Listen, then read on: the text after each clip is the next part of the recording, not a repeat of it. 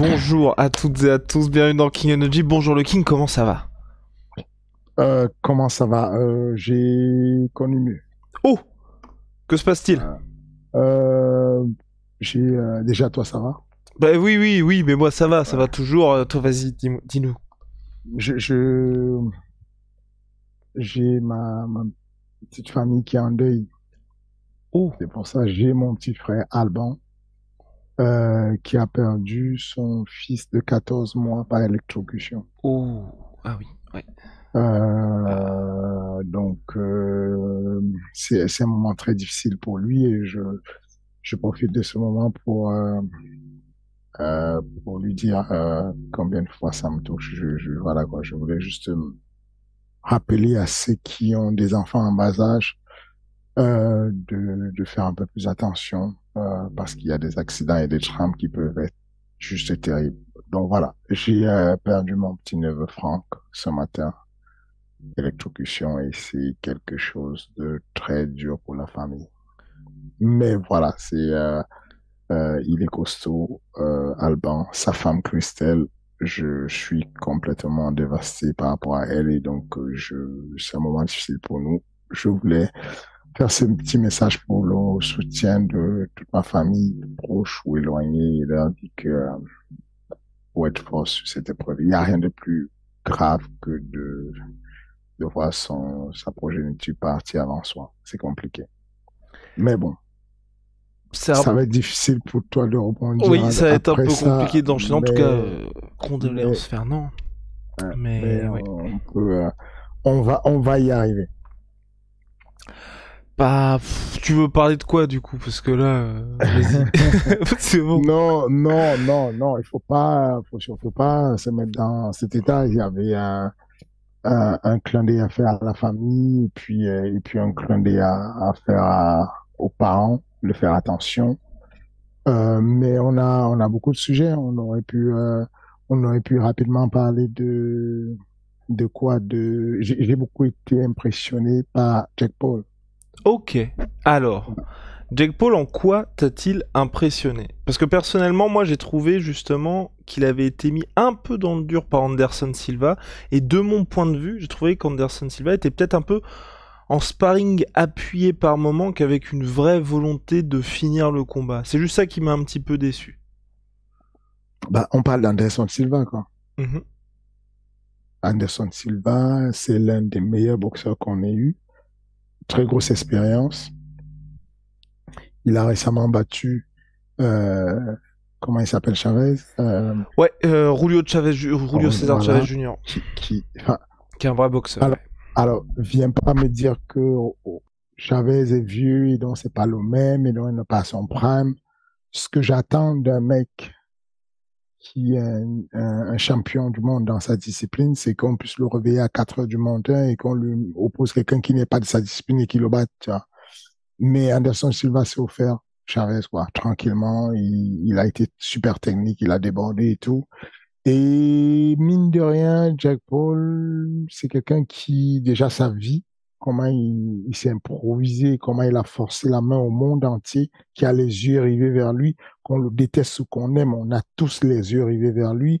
Ça force le respect, dans le sens où on demande à des gens de croire, on demande à des jeunes de croire et de devenir des champions, des champions de demain en forçant la chance, en forçant le respect, en forçant les occasions. Combien de jeunes n'ont pas pu boxer à ces niveaux parce qu'ils disaient, bon, on m'a pas donné ma licence, je n'ai pas eu droit à aller boxer tel grand champion, je n'ai pas eu l'occasion d'aller faire ceci, je n'ai pas le droit d'aller boxer dans telle ligue et tout parce que j'ai machin.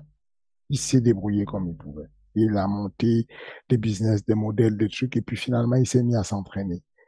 Franchement, les deux derniers combos qui sortent sur le knockdown, c'est pas beau ça. C'est pas la belle boxe. Moi j'ai trouvé la boxe, le combat entertaining. Genre, vraiment, j'ai trouvé qu'il y a de la technique, il y a eu du déplacement. J'ai vu Anderson Silva qui s'est amusé, c'était bien.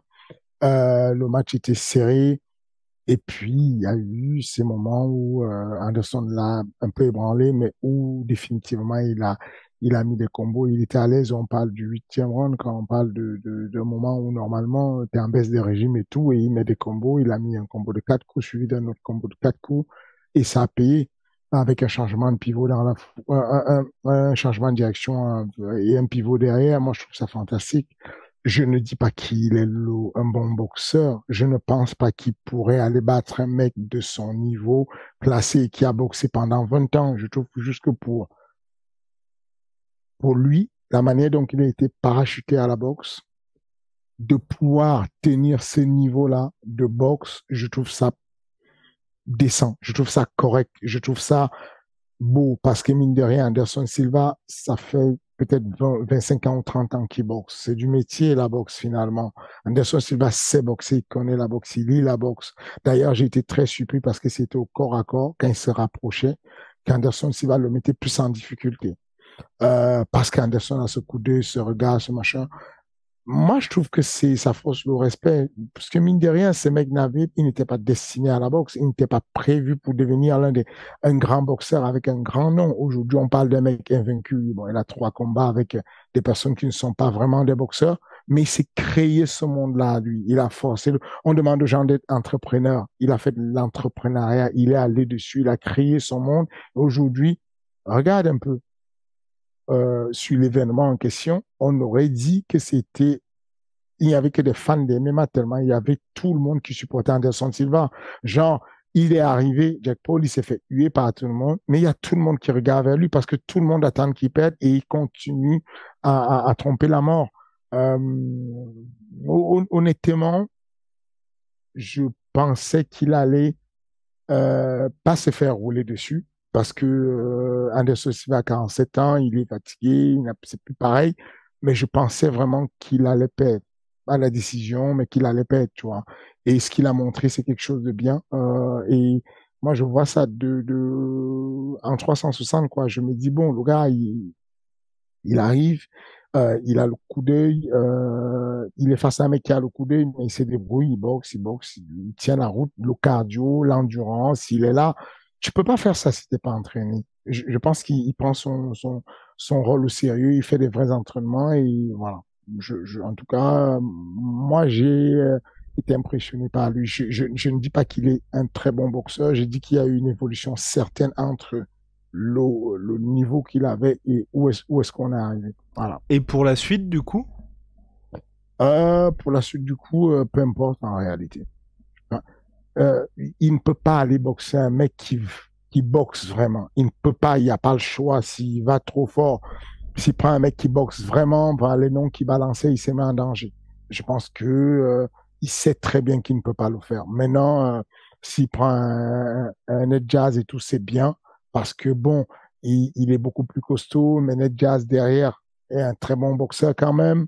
Ça peut faire un bon match, ça peut lui donner encore un bon challenge à son niveau, mais je ne le vois pas aller prendre des jeunes qui sont là, des vrais boxeurs qui ont des 12-0, des machins, c'est chaud, c'est compliqué pour lui. Mais voilà, donc c'est pour ça que je te dis, peu importe. On sait que dans 6 mois, on aura un autre combat de lui avec un cash-out où ils vont prendre chacun des sous de leur côté. Mais au-delà des sous, moi, je trouve qu'il fait du sport. Je trouve qu'il s'entraîne. Le sport, c'est de l'APS, c'est de l'activité physique et sportive. Et il le fait bien. Si tu vois s'il y a un jeune qui apprend la boxe et qui regarde ce qu'il fait, c'est pas dégueulasse ce qu'il fait, quoi. Enfin, il boxe et il réussit à réunir du monde, quoi. Enfin, tous les grands médias du monde, Ariel Awani, Luc Thomas, machin, ils tous ils courent là-bas pour aller couvrir l'événement. Enfin, on parle de Jack Paul, quoi. Le mec il n'est pas né dans une école de boxe, il ne sort pas d'une école de boxe, il s'est improvisé boxeur un peu plus tard dans sa vie. Et donc, je trouve que pour l'entrepreneuriat, c'est un bel exemple. Complètement, c'est clair que là, il se mue en véritable boxeur, le monsieur. On va passer maintenant, Fernand, à la preview d'Ares 9. À la même heure, là, il est mardi 18h. Dans 24 heures, normalement, je croise les doigts. Si tout se passe bien, il y aura l'interview face à face entre Damien Lapillus et Amine Ayoub. Camille, que je salue, a réussi à convaincre Damien Lapillus de faire l'interview face à face. Et donc normalement, ce choc lightweight, la revanche, on aura l'interview, le petit combat avant le combat. Moi je suis très très chaud parce que vous savez très bien qu'avant le combat il y avait eu pas mal de tensions. Et Ferdinand s'est dit bon bah allez, ça ne s'est pas terminé comme on l'aurait souhaité puisque TKO paraît du médecin. They run it back, et cette fois-ci avec le titre lightweight. J'ai juste une question, Fernand, est-ce que ça a été facile à faire ce combat-là? Oui, oui, relativement facile. Ça n'a pas été très compliqué. Pour le coup, j'ai trouvé Damien hyper courageux parce que il avait gagné le combat, il aurait pu dire niet, c'est mort et tout, je vais faire autre chose. Mais il a accepté le combat, bien entendu. Amine, lui, il était chaud bouillant d'entrée de jeu. Il y a eu ce passage en eau trouble avec quelques polémiques et tout, mais sportivement parlant, ça a été facile à mettre en place très rapidement.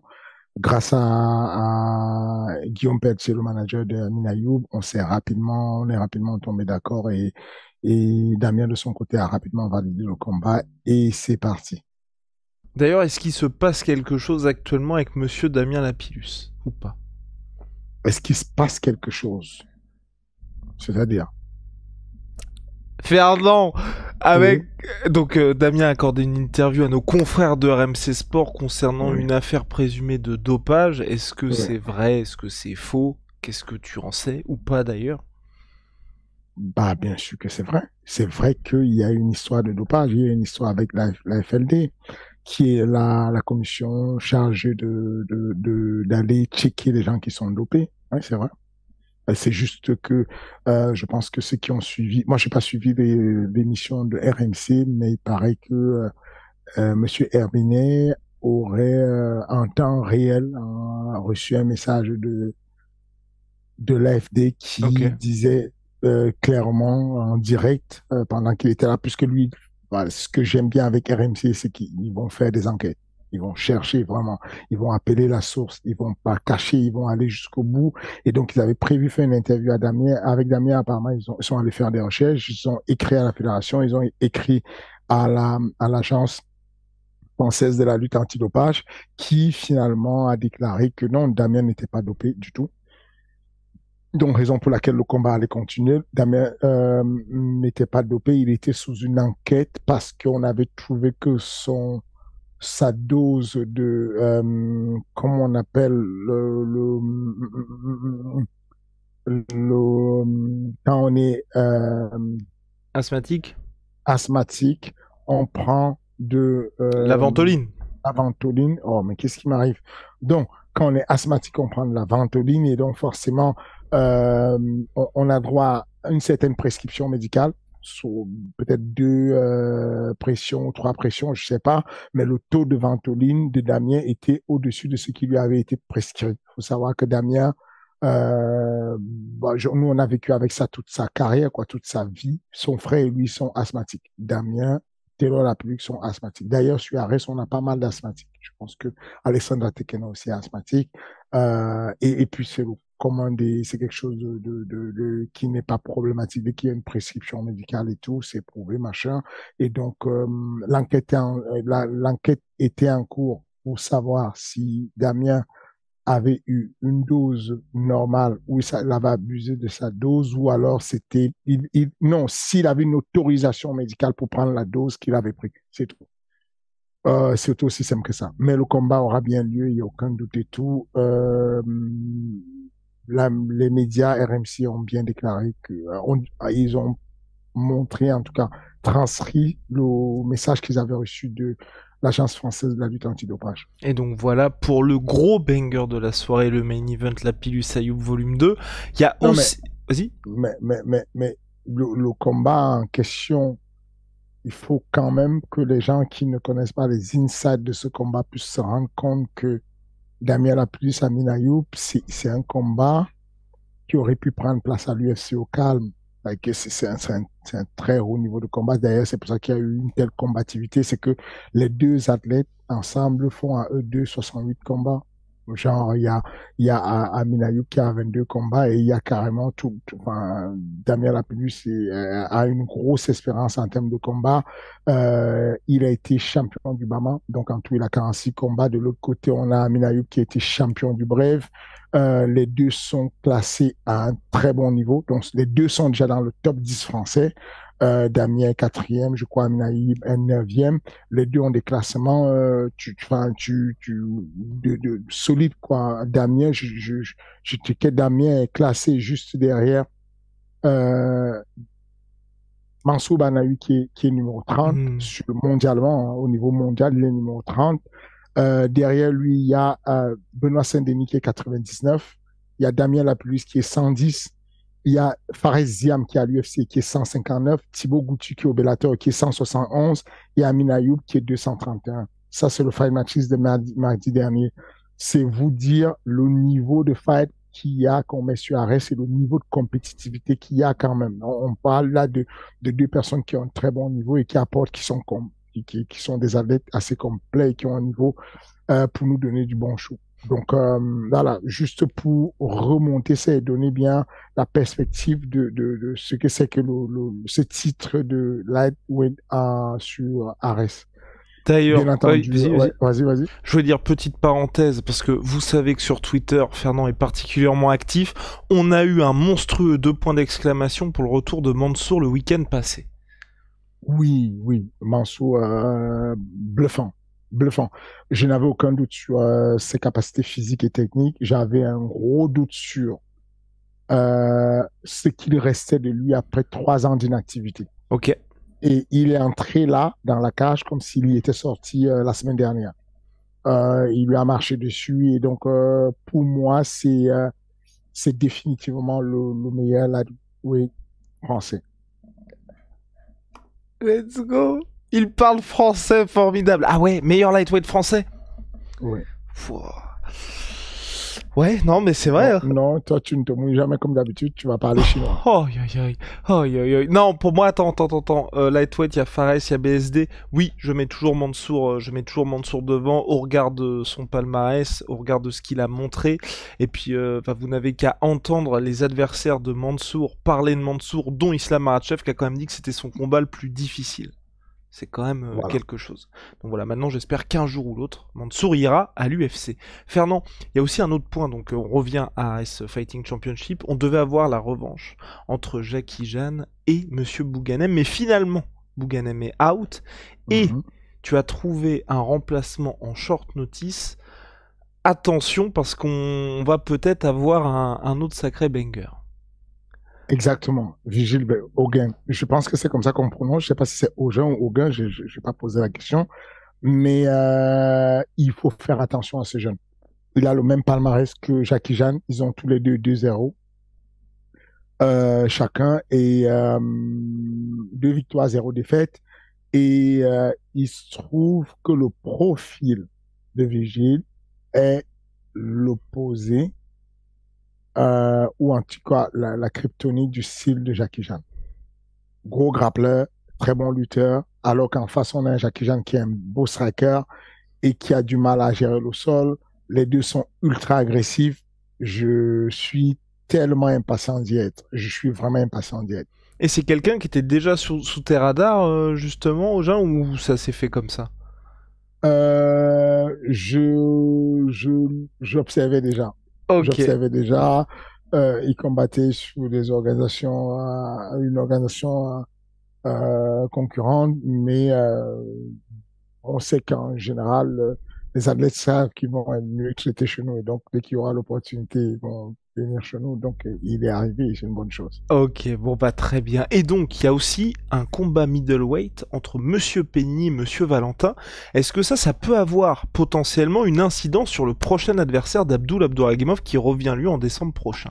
Absolument. L'adversaire de Abdullah Dragomov, à la base, puisque Abdul veut faire Chem, passe en middleweight, et il aurait dû affronter le vainqueur entre Shikemoto et Vassiliev, je crois, le russe. Le Mhm. combat a été annulé. Du coup, les deux qui vont être promus, c'est Robert Valentin de la Fat Move Academy, donc là, c'est la salle de sport de Monsieur Nelson Carvalho, où on peut trouver, où s'entraîne Volkan Ozdemir, où s'entraîne David Tonacrol. C'est une salle de guerrier, c'est la meilleure salle de MMA en Suisse, et donc il vient avec des intentions de briller et de pouvoir être éligible pour la ceinture. Il n'a que 27 ans, il va affronter comment ça s'appelle, Pietro Benini qui vient, lui, de l'équipe de Lorenzo Borromeo. Ça s'appelle Aurora MMA. C'est à Rome, c'est l'une des meilleures salles de MMA en Italie. Et lui aussi, grand combattant qui a notamment, il a combattu au Bellator, il a battu au Bellator d'ailleurs Charles Wars, qui est un grand nom irlandais.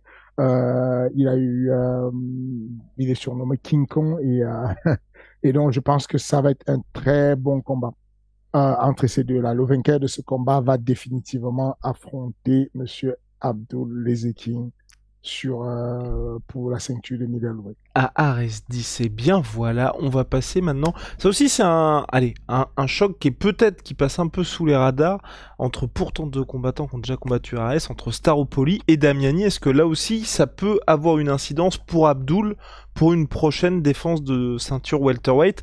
Ou alors, spoiler alerte, tu te dis ça va plutôt être le vainqueur de Lebou contre Amoussou. Je pense que c'est plus ça, c'est plus ce chemin-là que ça pourrait être. De Lebou Amoussou? Ouais, c'est Ok. plus. Je pense que je ne sais pas combien de temps Abdul va faire son délit de 84 kilos. Je pense que c'est à 77, il va redescendre à un moment donné. En tout cas, il aura besoin de redescendre. Mais pour le moment, si Laureano Saopoli et, non, Laureano Saopoli et Leonardo Damiani s'affrontent et celui qui gagne ce combat pourrait probablement prendre le vainqueur entre Kala Moussou et Michael Lobo. Ok. Donc, gros combat aussi. On a un Argentin, Laureano, qui est devenu un Argentin adopté par Paris puisqu'il s'entraîne à Paris et qui a 2 victoires à l'UFC. À chaque fois qu'il a perdu à l'UFC, c'était contre des tueurs à gages à la décision. Il a fait une décision avec Muslim Salkov en 2019, vous dire. Il va affronter Leonardo Damiani qui lui-même a gagné récemment contre Muslim Tulsaev et donc qui a aussi fait le Contender Series. Voilà. Donc, encore une fois, vous voyez la qualité des adversaires, des athlètes qu'on vous propose quand même. C'est niveau Contender Series, niveau UFC, niveau Bellator, c'est du très lourd. C'est du très lourd, c'est un gros combat. Ce combat-là est certainement un gros combat. On sait que Leonardo Damiani a été champion du Bellator. Il a combattu au Cage Warrior avant de faire les Contender Series, donc c'est du très lourd. Et ben voilà. Fernand, est-ce qu'il y a d'autres combats dont tu veux parler en particulier? Parce que c'est vrai que cette carte d'AS9, on en a pas mal parlé par le passé. On avait Mm, déjà parlé de Yoni contre Rizlen, les mm. retrouvailles. Peut-être, ah si, tiens, en ouverture de carte, Temerlan Azizov qui fait enfin son retour. Parce que Temerlan, grand espoir, et c'est vrai qu'il avait eu beaucoup de difficultés à trouver un combat. Temerlan Azizov, effectivement, est un bon potentiel pour le futur, mais là, il va être testé. Il va être sérieusement testé avec un Anglais.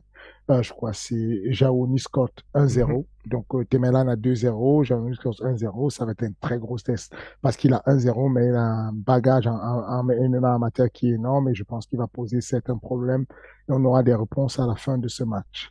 Mais pour revenir sur le combat féminin qui m'a hype le plus, c'est ce retour de 2 athlètes que j'ai personnellement connus. J'ai eu la chance d'accompagner Resenzo pour le titre de l'EFC en Afrique du Sud, le titre mondial de l'EFC en Afrique du Sud. Et puis j'ai eu la chance aussi d'accompagner Yoni Razafia-Harrison au supérieur FC en Allemagne où elle a battu Diana Belpita qui est aujourd'hui une combattante qui a eu plusieurs victoires à l'UFC. Yoni a eu un parcours excellent avec, à l'époque, elle était avec nous à MMA Factory. Elle a combattu contre Sydney Kavanagh. Ensuite, elle a battu Del Pitta, elle a battu, comment elle s'appelle, Cindy Dandois, vétérane de l'UFC. Elle a un gros palmarès, une grosse expérience. C'est vraiment la rencontre et les retrouvailles de deux expertes en sport de combat. De son côté, Risen Zouaka a débuté avec son premier combat en gros stage déjà sur le Cage Warrior en battant euh, comment elle s'appelait, en battant une jeune fille du nom de Léa Marco, qui était championne du monde amateur de MMA, championne IMAF. Cette fille a combattu d'ailleurs en septembre dernier, le 23 septembre, au Bellator, et elle a encore gagné. Et bon, voilà. Ensuite, elle a fait son parcours et les deux se sont séparés parce qu'à un moment donné, Yoni a quitté le MMA Factory. Les deux se retrouvent sur Ares et donc c'est le combat féminin qui me motive le plus quoi. Il y aura beaucoup d'expérience sur le terrain et il y aura voilà, un gros match à suivre en tout cas. Et puis bien entendu il y a plein de petits combats qui me hype. On parlait des jeunes qu'il ne faut pas oublier, qu'il faut sur lesquels je mets beaucoup d'espoir. Je pense à Léopold Goa contre Mehdi Saadi. Mehdi Saadi qui a 4-1, Léopold Goa qui a 5-1. Les deux sont pour moi le futur de la catégorie bantamweight. Mhm. Mehdi Saidi, surnommé Nerimbolo, et qui a ce côté de sol. On se rappelle la vidéo de sa clé de bras au Cage Warrior qui a fait le tour du monde. Lui, Paul Goy, qui a fait un match excellent contre Mustafa Haïda sur Ares. Et donc, c'est un match qui me hype beaucoup et que j'attends. Ensuite, il y a Youssef Binaté contre Michael Peno. Les deux se sont affrontés en kickboxing. Les deux sont des kickboxers. Les deux vont se rencontrer pour leur début en MMA. Tourpal, monsieur. On parle effectivement. On parle, C'est un problème. Il a gagné le bonus. Il a gagné le bonus de De la la soumission de soumission, la ouais. soirée sur Ares. Je ne sais plus quel Ares. Mais en tout cas, c'était un magnifique combat. Et là, je pense qu'il va être testé cette fois-ci. Il affronte un adversaire qui n'est pas mal et qui va lui donner du fil à retordre. Je pense que ce Ares-là, jeudi, va être l'un des Ares euh, les plus bangers qu'on ait jamais eu. C'est qu'il n'a pas l'air comme ça, il ne paye pas de mine comme ça, mais je vous promets, il y a Après, ce pour le grand truc-là. public, il y a un vrai main event qui parle à tout le monde. Oui, Déjà. ça c'est clair. Le Voilà. main event, il n'y a pas à discuter, il est propre. Déjà, il parle à tout le monde. Et donc, d'ailleurs, on le voit sur la billetterie, on n'a pas à se plaindre. Ceux qui sont encore retardataires, ne perdez pas trop du temps. Allez tout de suite chercher la catégorie 2. C'est la seule catégorie qui reste. Toutes les autres catégories ont été vendues. Allez acheter tous vos tickets avant qu'il ne soit trop tard. Et puis, ceux qui ne seront pas là, qui sont loin d'ici, rappelez-vous, on est en live à partir de 20h sur UFC Fight Pass. C'est 1,5 milliards de foyers à travers le monde. Et puis, on est en live à partir de 20h30 pour la première fois sur Canal+, la chaîne du sport. OK, rappelez-vous que aujourd'hui, on peut dire, il y a pas mal de choses qu'on peut dire dessus sur Canal+. Canal+, c'est c'est la Champions League, c'est la Ligue 1, c'est la Premier League, c'est le top 14 de rugby. Je sais pas si tu suis un peu de rugby, toi? Un petit peu, un petit peu moins qu'avant, malheureusement. Ok, Toi? moi, Canal Plus fait mon bonheur. Oh. Ben, j'y vais quand je suis un mode du rugby et donc je suis là. Grand Prix Formule 1, la moto Ouais. GP, tout ça c'est sur Canal Plus. Et donc, le jeudi 3 novembre, à partir de 20h30, vous aurez l'intégralité de Ares 9 sur Canal Plus Canal+, 360. voilà, Canal+, Sport 360, c'est important. C'est ça. Bah voilà, pour les grands débuts, mine de rien, d'Ares Fighting Championship. Petit point business, parce que je sais qu'il y a pas mal de gens aussi qui nous écoutent, qui écoutent le King Energy pour ça. En soi, le MMA qui arrive comme ça sur Canal+, les négociations, l'arrivée d'Ares sur Canal+, qui est pas anodin mine de rien, parce que bah, c'est assez rare que Canal+ fasse des investissements dans ce sens-là. Est-ce que pour toi, c'est une des grosses étapes, de l'organisation et de ta carrière au global? Absolument, c'est une grosse étape. Les gens ne se rendent pas compte. Il y a plusieurs étages de la fusée. Le premier niveau de la fusée, c'est je veux déjà être ne serait-ce que connu. Quand je vais être connu, et bon, on passe sur ce qu'on appelle les chaînes en clair quand on peut, ok, ou les chaînes qui nous donnent la lumière, qui, voilà quoi, des fois même on donne on donne le flux carrément gratuitement, et puis on arrive finalement à arriver sur des chaînes en clair qui ne vous donnent pas forcément grand-chose, sauf que pour une ligue, une promotion sportive, vous avez des dépenses que vous faites et vous devez rentrer des sous pour pouvoir équilibrer, sinon vous ne vous en sortez pas. Et c'est un très grand succès. C'est un très grand succès quand vous arrivez à trouver l'équilibre. Rappelez-vous que l'UFC était en déficit de quasiment 41 millions quand ils ont pu signer ce fameux deal avec Spike TV qui a permis qu'ils remontent la pente. Bah, c'est ça c'est un peu quand vous signez avec une télévision comme Canal+, et que vous arrivez à signer un deal qui satisfait, nous, on est en tout cas très satisfait de ce qu'on a eu comme deal, c'est inespéré. Eux, ils sont aussi satisfaits d'avoir un produit qui est spécial, qui est spécifique. Vous connaissez la qualité de production de Canal, vous connaissez tous les grosses émissions de Canal, et quand vous avez Canal qui vous dit on veut que vous gardiez votre production comme telle, ne la bougez pas, on n'a pas besoin de rajouter quoi que ce soit. Là, vous vous dites vous n'êtes pas mal quand même en termes de production. Et ben voilà, et Canal qui et le boss qui dit, Monsieur Maxime Sada qui dit, man, moi j'aurais bien voulu signer Canal signer avec Arrêt jusqu'en 2030. Et nous on dit bon, allons-y mollo quand même parce que mine de rien on a l'impression que les droits télévision vont salement augmenter, même si là on est pas mal, on pense que ça va à un moment donné va grimper, exploser, et on aimerait pouvoir se rasseoir autour de la table pour renégocier à nouveau. Donc voilà, c'est un tournoi important pour l'OMMA de manière générale, pas que pour Arès, pas que pour ma carrière ou quoi que ce soit, mais c'est un tournant pour tout le monde de se dire que dorénavant, l'OMMA passe mainstream. C'est-à-dire que oui, il y a deux manières de faire. Il y a la manière de passer sur l'équipe, ça fait une grosse popularité tout de suite et tout. Il y a une manière de passer. On est passé partout. On a fait l'équipe plusieurs fois. On a fait RMC plusieurs fois. On a fait BFM TV. On a fait, voilà, on est passé partout. Ces, ces télévisions potentielles. Et puis, on est arrivé à la conclusion, on continue à avancer, on est arrivé à un compromis qui nous va bien, c'est de nous poser avec cette chaîne emblématique qui est Canal+ pour construire quelque chose. Canal+, ils ont l'expertise pour vendre ce qu'ils diffusent. Vous avez certaines télévisions, vous allez passer, vous avez un programme qui est un événement qui est programmé sur la télévision, mais vous n'êtes même pas très au courant de ce qui va se faire. Quand Canal va diffuser, ils annoncent, ils occupent l'espace, ils expliquent.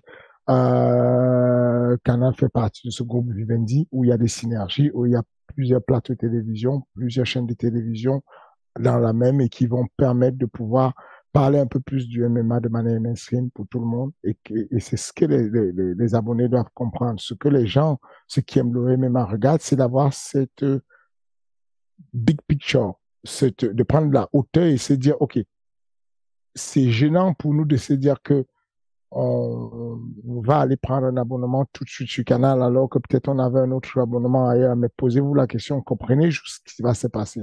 C'est que Canal a déjà une grosse base d'abonnés, de quasiment 9 millions d'abonnés. Ces abonnés-là sont là et ne connaissent pas pour la plupart le MMA. Ils vont découvrir le MMA parce que le MMA sera dans leur bouquet déjà. Et c'est ça qui est aussi de l'expansion du MMA. C'est d'aller toucher aussi les niches qu'on ne connaît pas encore. Ceux qui connaissent déjà le MMA, bien sûr, qui connaîtront toujours le MMA.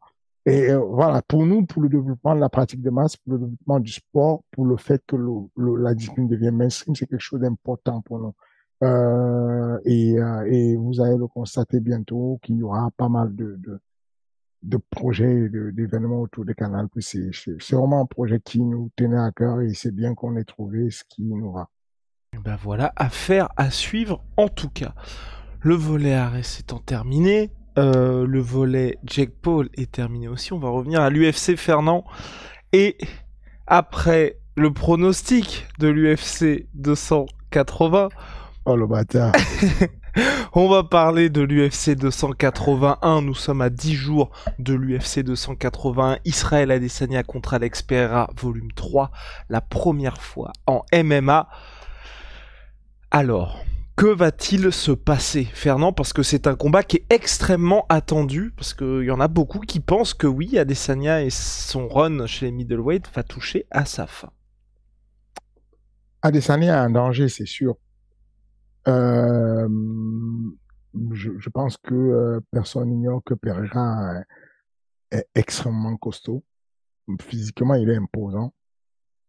Euh, il a... D'ailleurs, juste Fernand, ces pertes de poids d'Alex Pereira et le fait que tu vois il soit à 110 kilos, toi c'est quelque chose, tu dis c'est un avantage ou au contraire ça pourrait peut-être être un problème à terme pour lui? dans son cas, c'est un avantage. Ok, Chez le middleweight, c'est un avantage. C'est bien d'arriver lourd, surtout quand on a sa technique. C'est que le mec, s'il serait balourd, s'il serait lent, il serait lent, par exemple, il serait, ça poserait un problème. Mais non, il est rapide, il est puissant, il gère son poids depuis très longtemps, il connaît la boxe, c'est l'un des meilleurs boxeurs. On n'a jamais eu ça de l'histoire du MMA. On n'a jamais eu en MMA deux mecs qui s'affrontent pour un titre mondial avec ces niveaux de boxe, de kick ou de muay. On n'a jamais eu ça.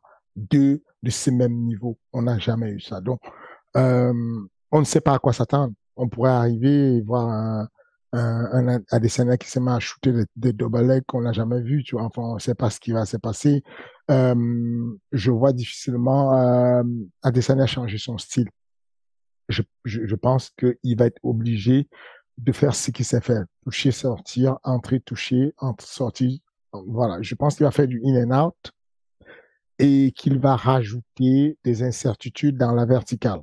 C'est-à-dire que pour tromper et pour ajouter un plus à sa boxe, il se pourrait qu'il utilise plus de feintes de lutte pour pouvoir faire peur à Pereira et donc rajouter des incertitudes pour donner l'avantage qu'il a en boxe. J'ai l'impression que Pereira, c'est un mec dur à faire tomber, dur physiquement. J'ai l'impression que son background et le fait qu'il s'entraîne avec essentiellement des Brésiliens qui ont un bon niveau de lutte, un bon niveau de sol, l'alerte pas mal sur la difficulté et qu'il est habitué à ne pas à éviter de tomber. Du coup, je pense que Israël Adesanya, qui est malin, ne va pas jouer le Dagestanais. Il va pas passer son temps à vouloir faire tomber, mais il pourrait de temps en temps utiliser la stratégie de feinte d'amener au sol pour comment dire, le sensibiliser et lui faire peur pour qu'il attaque. Je vois ça un peu comme le combat entre euh, Cyril Gann et Rosenstruck. À un moment donné, notre stratégie, c'était de nous dire que je touche, je ne me fais pas toucher. Et quand Rosenstruck veut foncer pour pouvoir boxer et imposer la puissance, on change de niveau, on ramasse sa jambe avant et ça l'empêche parce qu'il cherche son équilibre, il arrête de boxer. J'ai l'impression que c'est plus vers cette stratégie-là qu'on se dirige. En tout cas, je pense qu'on aura une décision, un combat très serré, mais une décision, une victoire à la décision pour Israël Adesanya. ok, bon. Moi je m'attendais peut-être à une potentielle passation sur ce combat-là. À voir. Écoute, c'est tout ce que je souhaite à Pereira parce que si Pereira fait ça, ça ouvre beaucoup de portes à Ouais, beaucoup de personnes. C'est complètement. une bonne chose pour nous. Je dis juste que on ne peut pas négliger le niveau d'expérience qu'a Israël Adesanya, le fight IQ qu'il avait en boxe, additionné au fight IQ qu'il a. C'est pas anodin de défendre des ceintures de l'UFC plusieurs fois. C'est pas anodin de faire la compétition à ce niveau dans une discipline plusieurs fois. C'est souvent à la fin du combat qu'on se rend compte que on a sous-estimé le coût de l'expérience. Et donc, ouais, je continue enfin, voilà. Je pense qu'il y aura une décision très serrée pour Adesanya. Ok. Et concernant le Michael Chandler d'Austin Poirier, Michael Chandler, Dustin Poirier, je vois Dustin Poirier, je oh, vois Diamond. ok. Bon. Bon, bah Je, voilà. je, je, ouais, Oui, non, moi aussi, durabilité, sa boxe. durabilité, complémentarité, enfin, il y a beaucoup plus de son côté. Effectivement, Chandler peut tout changer sur une frappe qui est bien faite parce qu'il s'est guéri, mais il a plus d'expérience, plus de métier, il est complet, il a une belle boxe, il est agressif. Oh, c'est dur. Il y a aussi, donc pour finir, le Weili Zhang contre Carla Esparza, donc pour le titre Strawweight, pardon. Est-ce que justement ça, donc elle s'affronte un petit peu toutes avec Rose Namajunas, là tu vois qui l'emporter, sachant que Carla Esparza, c'est quelqu'un, je le rappelle, hein, qui t'a inspiré, puisque elle était malheureusement à la réception de la défaite contre Joanna Jedrzejczyk, mais elle a réussi à revenir toutes ces années plus tard, donc 8 ans après, à reconquérir la ceinture Strawweight. Très impressionnant parce qu'elle avait été démolie par Joanna Jędrzejczyk et derrière ça, elle revient, elle devient championne.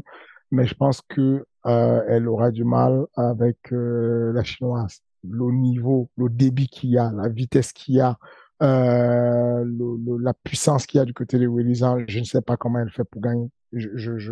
Ça va être compliqué. La chinoise va trop vite, va trop fort, est trop puissante, est beaucoup plus technique. Euh, il y aura que la lutte du côté d'Esparza et elle n'est pas mal en lutte, la chinoise.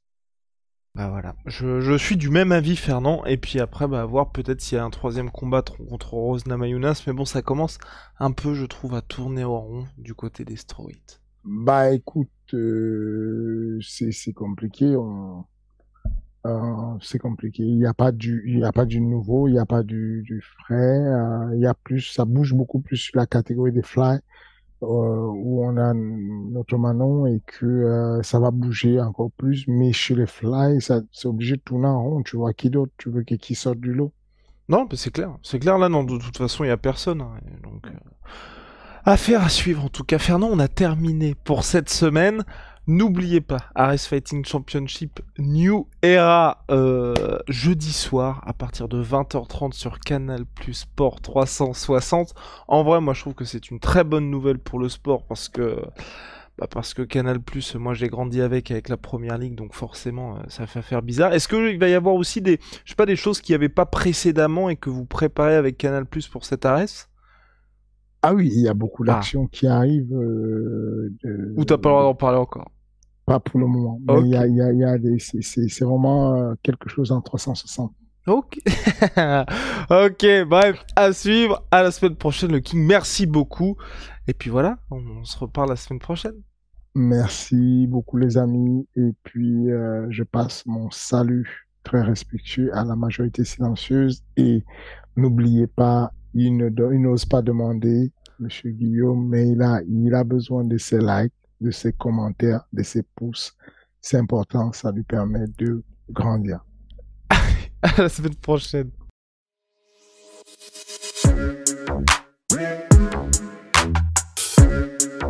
Yeah.